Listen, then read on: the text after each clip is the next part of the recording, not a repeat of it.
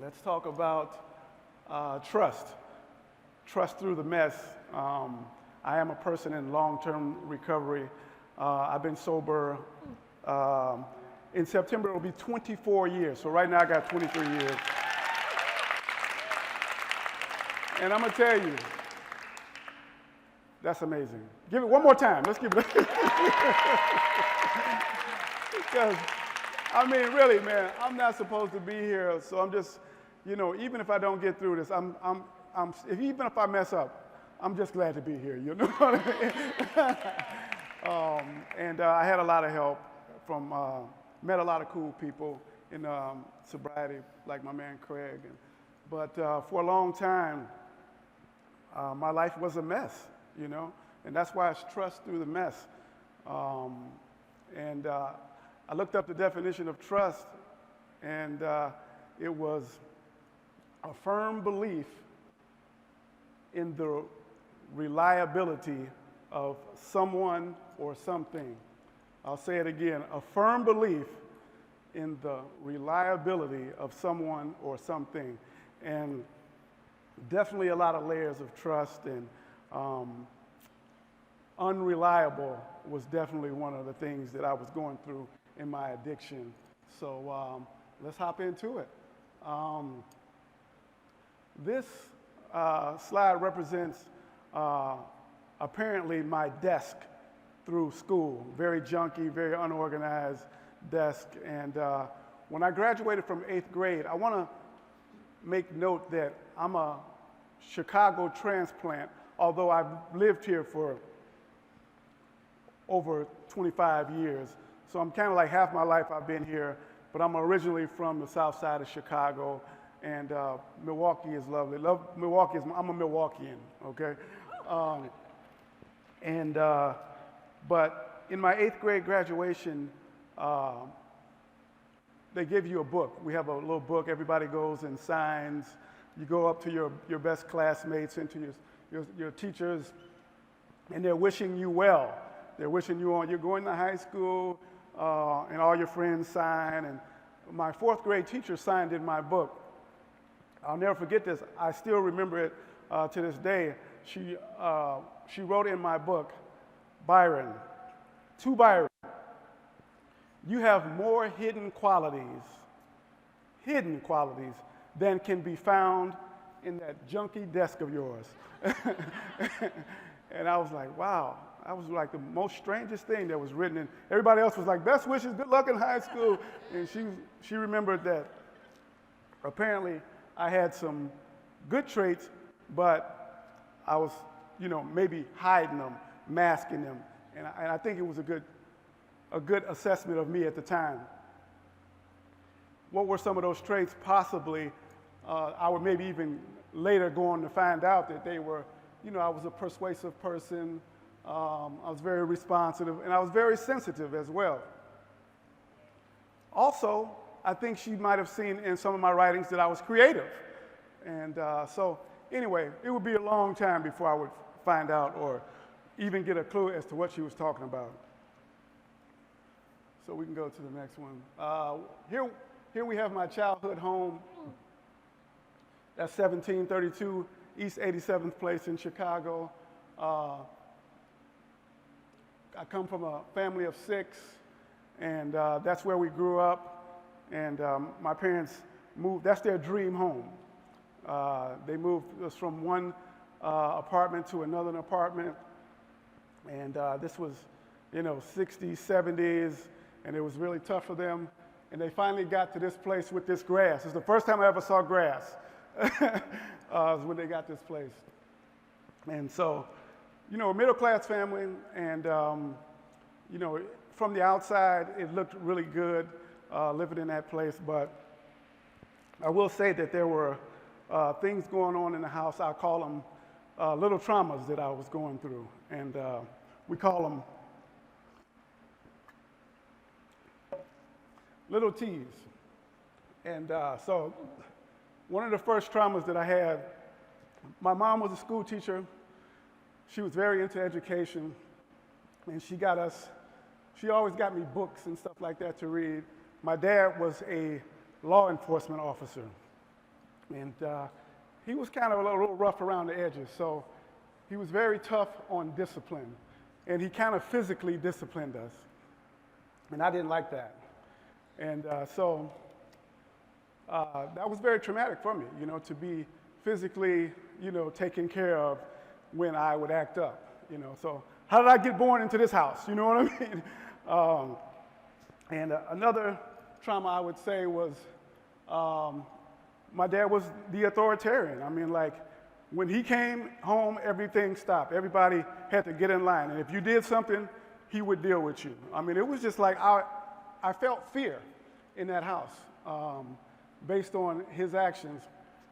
Well, my mom was a little afraid. She better have her stuff together when he got home. But he was a great man. He, was 50 years married to my mom, came home every night, worked very hard, rose to captain at the police department and all that. So later on, I would, come to understand maybe what he was going through, at that time, but I wasn't with the physical stuff like that. And another thing was, one day we came home. Like I said, we had a family of 6, so I had 2 older brothers and a little sister. One day we came home, and our beautiful golden shepherd, German shepherd dog, part of the family, was gone. I'm a kid, I come home, my dog is gone. This dog was gorgeous. Everybody loved the dog. The dog's name was Pesty. And all of a sudden, my dad just didn't want a dog anymore. He didn't think that this neighborhood, this middle-class neighborhood, was the type of place you should have a dog. I don't know what the hell happened, but all I know, it was very traumatic. He didn't make a big excuse, and he didn't even want to. You don't ask him why. Okay, that was another thing you don't ask. Don't ask Dad why. And having had a school teacher mom, I read a lot of books. She had things that I was interested in. If I was interested in sports, she would order Sports Illustrated. So, I just had things to read. So my vocabulary was pretty good, which kind of got me in trouble with Dad sometimes, because I would be asking why so-and-so. So, I was a little too, smart, with those words, and I would get a little spanking for that, just questioning why, these things are happening in our house. I mean, I didn't like it, and I was resentful, and I was fearful and resentful in this house, and so the other little trauma that I had was in about 3rd grade, my mom got a job. I was already enrolled in a Catholic school, the neighborhood Catholic school, where everybody went, right? And so you're there with your neighbors and friends. And one day, 2nd or 3rd grade, she comes home and says, I'm yanking you out of that school. We're going to a public school. I just got a job at a new school. It's in a different neighborhood. And I was like, no, I just established all my friends. I was very nervous going to school in the first place. And so when I first established I got my best friend, Rory, over there at the Catholic school and all this stuff. And, but now I'm going to a public school in a different neighborhood that's a little different than, it's a little rougher over in that neighborhood. So I was very nervous. It was a little traumatic situation. So we can go to the next slide.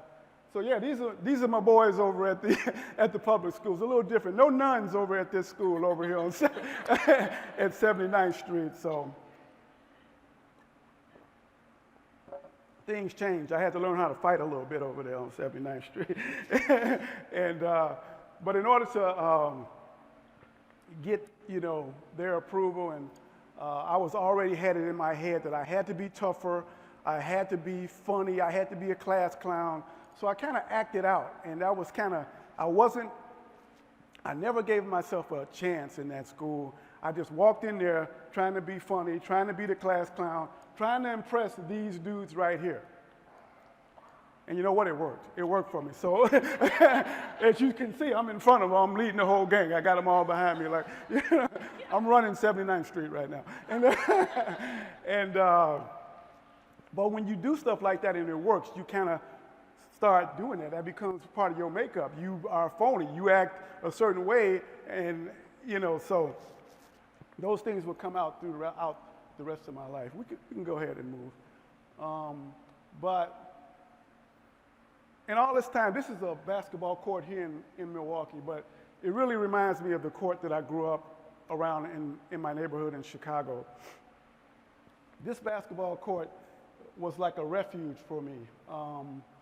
I just love the game of basketball. It just teaches you a lot. When you're inside those lines, you just learn a bunch of stuff. And it was just the hub of the neighborhood is the basketball court. And that's still to this day. If you drive by, and the thing about going to a street basketball court is there's no coaches. It's all run by the people. The older guys tell the younger guys, you wait over here. It's very organized, and ain't no, there's no, adults really running the show. It's just the older kids teach the younger kids. You got next game, boom, boom, boom. So you learn how to negotiate. Look how small I am. I'm negotiating with 6'5" guys. You want to play with me? And so all the little guys, they got to get there early. You know what I mean? The big 6'5" guy, they can just pull up any time because everybody wants to play with them. So all the little guys, we get there first, So anyway, I learned a lot about myself inside the lines, but outside the lines, there was a lot of stuff going on outside of the lines as well. You know what I mean? I saw my first drug and all that stuff. Drug deals and stuff were going on outside because everybody came to the court, even the non-basketball players, The neighborhood weed man would be there. Everybody was there. That's just where you come. And, so you got to learn how to navigate that after the game. What happens after the game? So basketball, it's a thread throughout my life. So we get to 8th grade at the new school. These are some of my same boys that are in the earlier picture, and we're graduating from 8th grade in Chicago, about to hit high school, but I'm getting nervous again because my parents, I'm not going to the neighborhood high school. They've put money together, and I'm going to a Catholic school again, and I'm not really ready for that. I want to stay with my group, and there's a trend here. I always get nervous when there's a big transition. I always, okay, now how am I going to deal with this? But unfortunately, the way I dealt with this transition was the summer before high school, I had my first drink and my first maybe some weed or something. And let me tell you something. It eased my transition into, into high school. It was working for me, and I always do things that work for me over and over and over. And so that got to be a problem.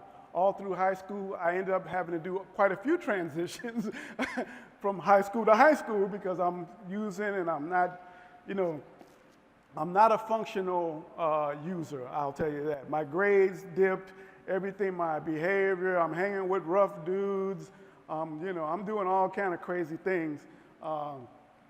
And my alcoholism and drug addiction, and let me just tell you this, also this is getting into the 90s and whatnot, in Chicago, man, somebody dropped a big bag of crack on Chicago sometime in the 90s. It took over, I don't know who dropped it off, but it affected a whole lot of people, all the cats at the basketball court, the valedictorian, I mean, everybody was like, it was just super crazy. 2 of my brothers were affected by it, and so yeah, it was a bad time. We can go into that next slide. So I'm actually taking you through a photo book of a bunch of people you don't know. So it's kind of fun. I'm having fun doing this. It's kind of like when you're at some grandmom's house or something, she's just showing you a book. You don't know none of the people. So I'm having fun doing this with you guys.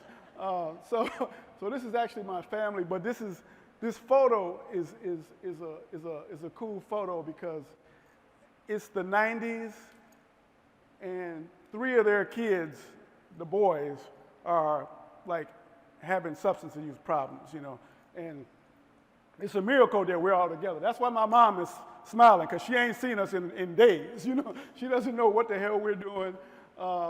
and my dad, and it's just a rare picture, and that's me over here to the right.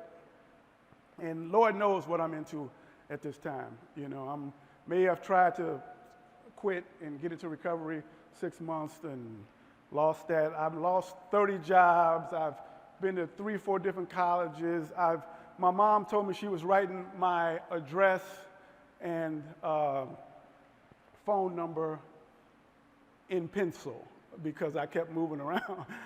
She just didn't want me messing up her phone books by putting my address in there and having to change it. He's moved again. He's got kicked out of here. All of this is, and one of the worst things about it is I'm unreliable, okay?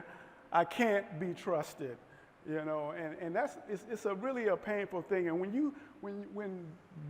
these people can't trust you, I mean, it takes you to a low where you dive even further into your addiction, because when your mom, you know, is like, you know, I mean, what they're going through with 3 of us, you know, having this issue, and I'm gonna tell you right now, all 3 of us are clean and sober and doing well and all that. So,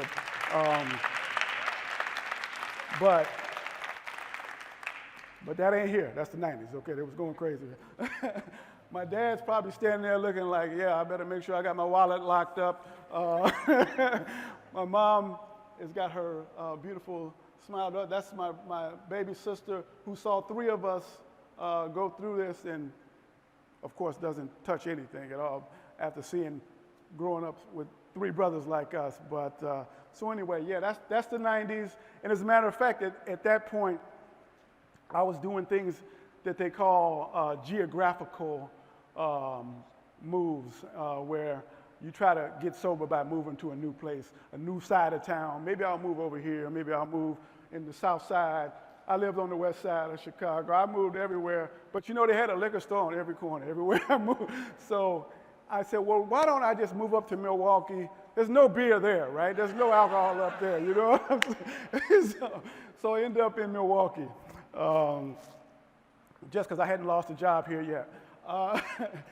And so, yeah, at this point, I'm evolving into using my traits. And I'll tell you that traits and qualities that you have or that your kids have, we all got qualities and traits, but they can be used for good and they can be used for bad, right? So at this point, I'm using my persuasion, my responsiveness, my sensitivity, and my creativity in negative ways. I'm a manipulative person. I might have been in that picture with my mom smiling, glad. She's so glad. I know she's so glad to see me.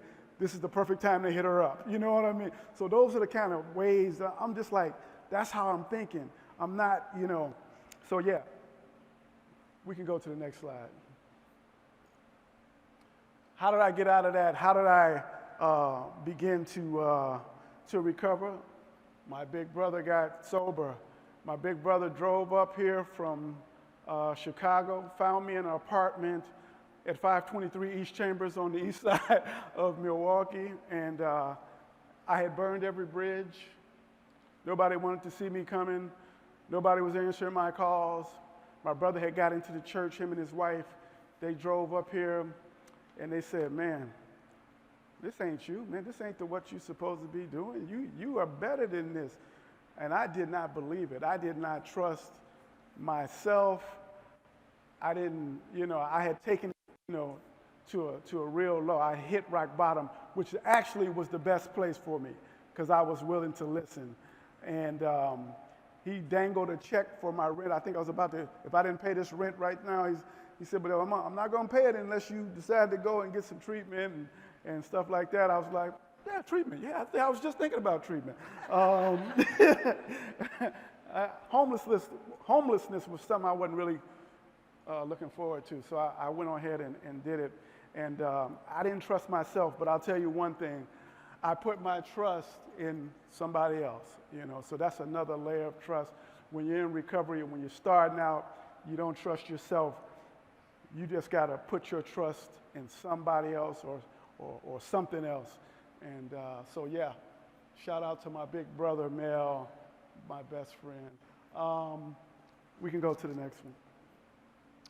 What is this clock? Okay, how much time I got left? Okay, I'm good? Okay. So yeah, so this clock just kind of represents, when you talk about trust and you talk about recovery, I got into the 12-step program of Alcoholics Anonymous here in Milwaukee. And I'm gonna just tell you, it may not be for everybody. It was for me, it helped me just kind of focus on sobriety, not focus on moving to another place or getting another job or, getting in another relationship or whatever. I just focused on recovery.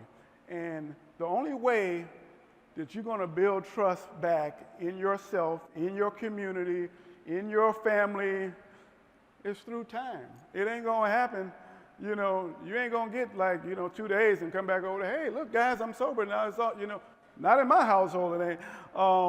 So I just stopped trying to impress people and tell people I'm trying to get it together. And I just put my head down and got into the 12 steps and started to apply those steps outside of my life.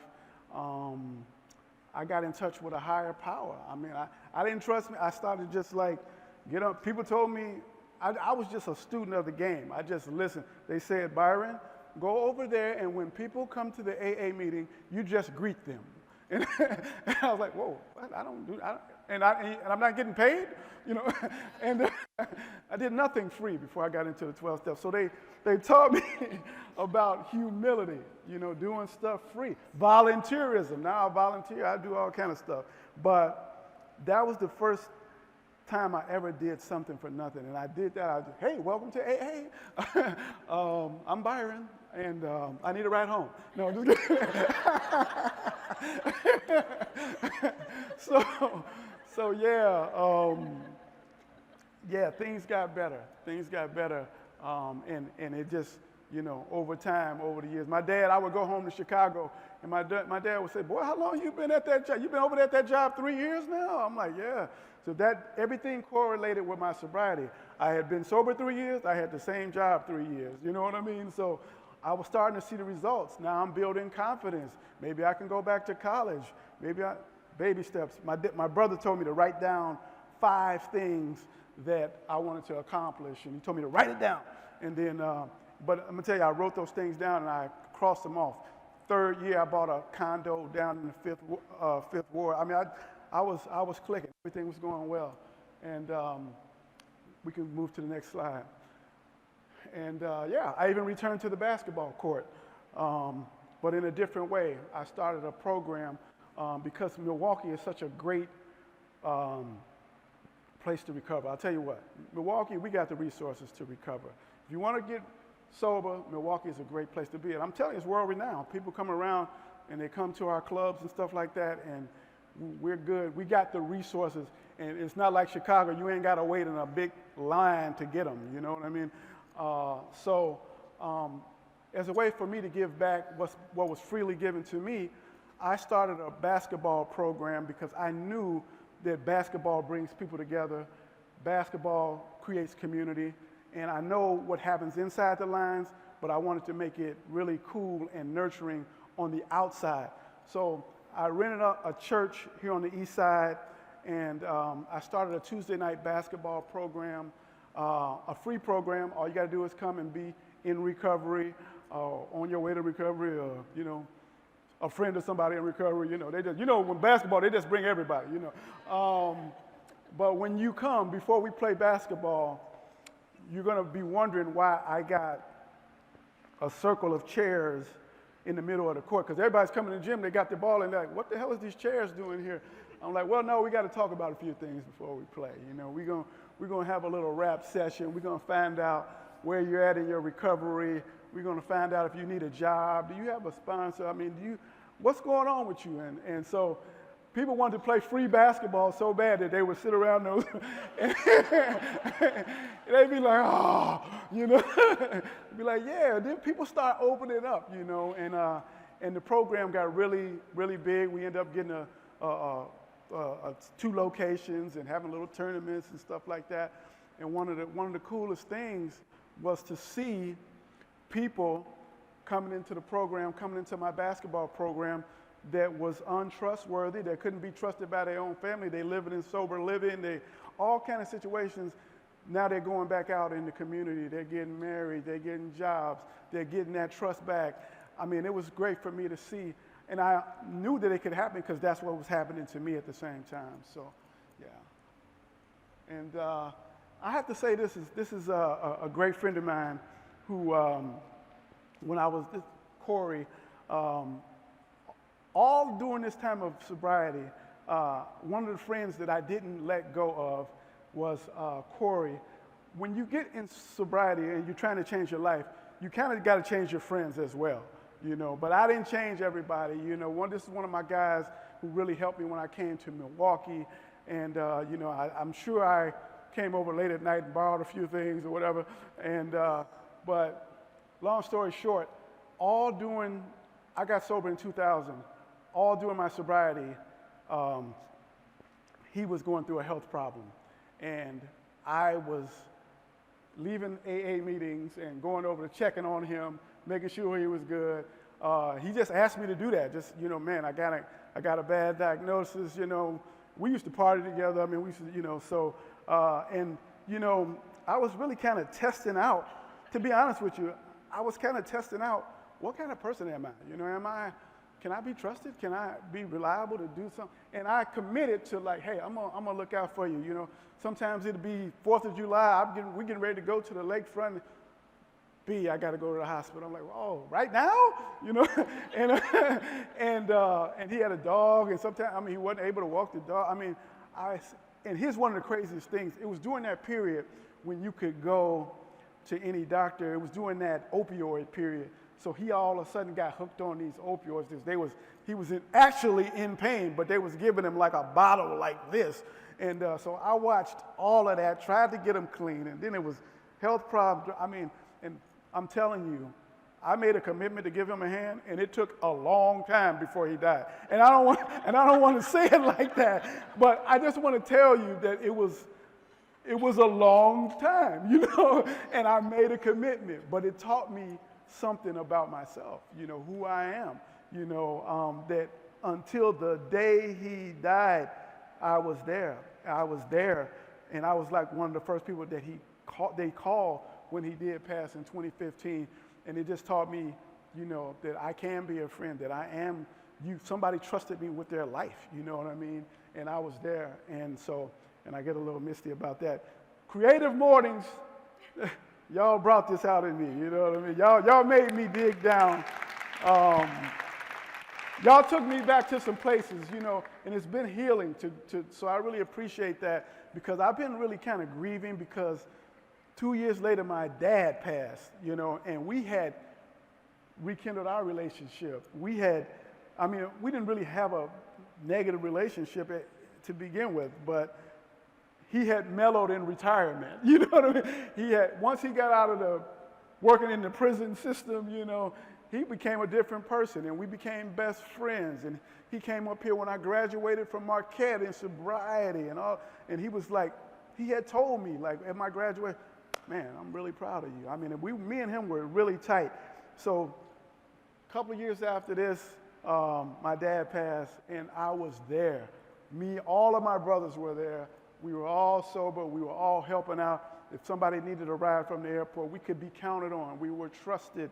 And so, yeah, you never know the benefits of sobriety. You thinking you just want to get sober, you want to get your life back, you want to get your job back, you want to get your girl back or whatever. But these are the benefits that I never knew that I was. These are the things that I love about sobriety because they were unexpected.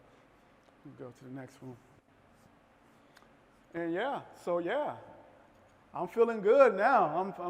I'm reaping the benefits of sobriety. I'm using my traits. I'm persuasive. I'm starting to be influential in the community. I'm a connector. I'm connecting people up with sobriety. I'm getting people housing. I'm using my talents that I used to hook up people with other things. Now I'm hooking up, now I'm hooking up people in the right things. You know, I'm the go-to guy. People hit me up on text. Megan, you know, right? People hit me up all the time. And, you know, I feel good about that, to be a human resource, to use my traits for good. And, yeah, I'm very proud of that. And it's in every one of us, in every person that's going through sobriety or going through addiction. We got something that we can use, but we got to stop for a while. I don't know how long you got to stop ingesting or doing all that until you can realize, you know, your traits and start using them in a positive way, because you're probably not using them in the right way, but you do have them. Yeah, who am I right now? I'm still hooping. I'm still playing ball and you know, working for an organization called the Phoenix, and which is a national organization that does what I do. In 2020, I found a national organization that offered me a job doing something I was already doing for free, you know what I mean? So I'm like, damn, this is love right here, you know? So you're gonna pay me so my dad always told me, Byron, you're never gonna get paid to play basketball. I was like, well, here I am getting paid to play basketball now.